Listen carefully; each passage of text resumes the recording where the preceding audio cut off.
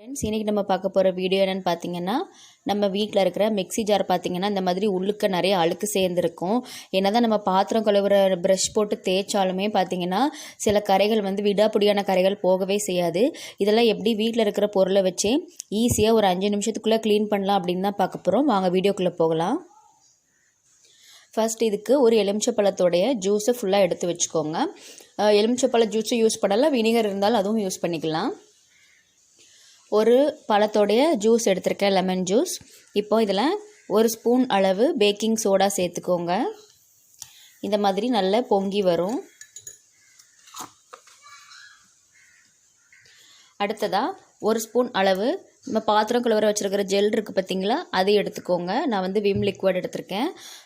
அது இல்லைன்னா நீங்கள் வந்து நம்ம ஷாம்பு இருக்குது பார்த்தீங்களா, அது கூட யூஸ் பண்ணிக்கலாம். ஏன்னா நம்ம வந்து உள்ளே தேய்க்க போகிறதில்ல, பின்னாடி தான் தேய்க்க போகிறோம். அதனால் ஷாம்பு வந்து ஸ்மெல் வந்து அடித்தா கூட ஒன்றும் இல்லை. உள்ளே அப்படிங்கும் போது தான் நம்ம சாப்பிட்றதுக்கு யூஸ் பண்ணுவோம், ஸ்மெல் வரக்கூடாது. அதனால் பின்னாடிங்கிறதுனால அது கண்டிப்பாக நீங்கள் ஷாம்பு கூட யூஸ் பண்ணிக்கலாம். இப்போ இதை நல்லா மிக்ஸ் பண்ணி எடுத்துக்கலாம். இந்த மாதிரி நல்லா நுரைச்சி வரும். அடுத்ததாக நம்ம வீட்டில் இருக்கிற வேண்டாத ப்ரஷ் எடுத்துகிட்டு அது இந்த மாதிரி வளைச்சி விட்டுக்கிட்டிங்கனாலே உங்களுக்கு அது வந்து வளைஞ்சிரும். இல்லைனா லைட்டாக நீங்கள் வந்து நெருப்பில் காமிச்சிங்கனாலும் அது உங்களுக்கு வந்து வளைஞ்சிரும். நெருப்பில் காமிச்சிட்டு லேசாக வளைச்சி விடணும். இப்போ நான் இதை பார்த்திங்கன்னா கையாலே வளைச்சிட்டேன். இப்போ நம்ம அந்த கலந்து வச்சுருக்கோம் பார்த்திங்களா, இதை வந்து ஜாருக்கு பின்னாடி ஊற்றி விட்டுருங்க. இப்போது இந்த ப்ரஷ் வளைச்சிருக்கோம் பார்த்திங்களா, அப்போ இது வந்து உள்ளே வந்து ஈஸியாக போகும். அதுக்காக தான் நம்ம அப்படி வளைச்சி விட்டுருக்கோம். எந்த சைஸ் ப்ரஷ்னாலும் எடுக்கலாம். நான் வந்து சின்ன ப்ரஷ் இருந்ததுனால அதை எடுத்திருக்கேன். இப்போ இதை வந்து நல்லா தேய்ச்சி விட்டு ஒரு 10 நிமிஷம் அப்படியே ஊற வச்சிடலாம். 10 நிமிஷம் கூட வைக்க வேண்டாம், ஒரு 5 நிமிஷம் அப்படியே ஊற வச்சிடலாம்.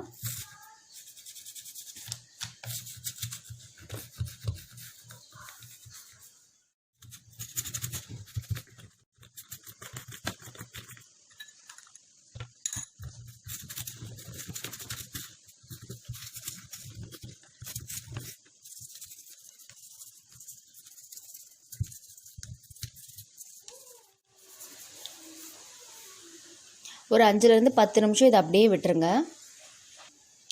இப்போது 10 நிமிஷம் ஆகிட்டு இப்போது இதை வந்து லைட்டாக கழுவிட்டு வந்துடலாம். கழுவியாச்சு ஃப்ரெண்ட்ஸ். இப்போ பார்த்தீங்கன்னா ஓரளவு எல்லாமே போயிருச்சு.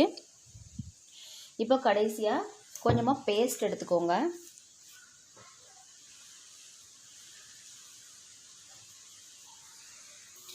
பேஸ்ட் கூட ஏற்கனவே நம்ம கொஞ்சம் கலந்து வச்சுருக்கோம் பார்த்தீங்களா, அந்த கலவையை தொட்டுட்டு பேஸ்ட்டு போட்டு உள்ளே நல்லா தேய்ச்சி விட்டுக்கோங்க.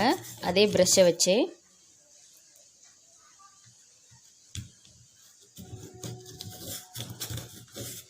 பேஸ்ட் போட்டு தேய்க்கும் போது இன்னும் கொஞ்சம் நல்ல டீப் க்ளீன் ஆகும்.